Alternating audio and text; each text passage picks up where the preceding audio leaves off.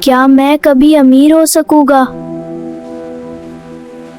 ایک چھوٹا سا گاؤں تھا جہاں ایک غریب مگر محنتی لڑکا رہتا تھا۔ اس کا نام علی تھا۔ علی دن بھر محنت کرتا، چھوٹی چھوٹی چیزیں بیچ کر اپنا گزارا کرتا، مگر اس کے دل میں ہمیشہ ایک خواہش رہتی کہ وہ ایک اچھی اور باعزت زندگی گزارے۔ ایک دن جب وہ بازار سے واپس آ رہا تھا تو اچانک اسے راستے میں ایک بٹوا ملا۔ اس نے آہستہ سے بٹوا کھولا تو اندر کافی رقم موجود تھی اور ساتھ ایک شناختی کارڈ بھی تھا۔ علی کچھ لمحوں کے لیے رک گیا۔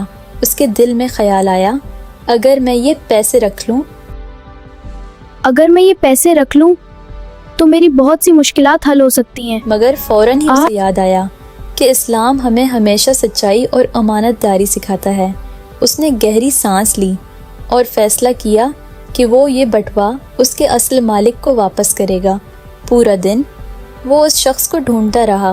آخرکار اسے ایک بوڑھا آدمی ملا جو بہت پریشان تھا۔ علی نے آگے بڑھ کر کہا، کیا آپ کا بٹوا گم ہو گیا ہے؟ بوڑھے آدمی کی آنکھوں میں امید چمک اٹھی۔ ہاں بیٹا، وہی تو میں ڈھونڈ رہا ہوں۔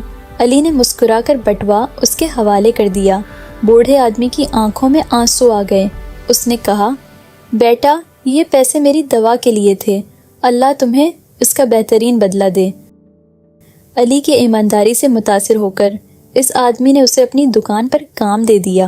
وقت گزرتا گیا اور علی کی زندگی بدلنے لگی۔ اب وہ نہ صرف خود خوشحال تھا بلکہ دوسروں کی بھی مدد کرنے لگا۔ ہلکا سا وقفہ۔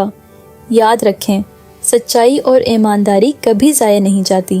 اللہ ایسے لوگوں کے لیے آسانیاں پیدا کر دیتا ہے۔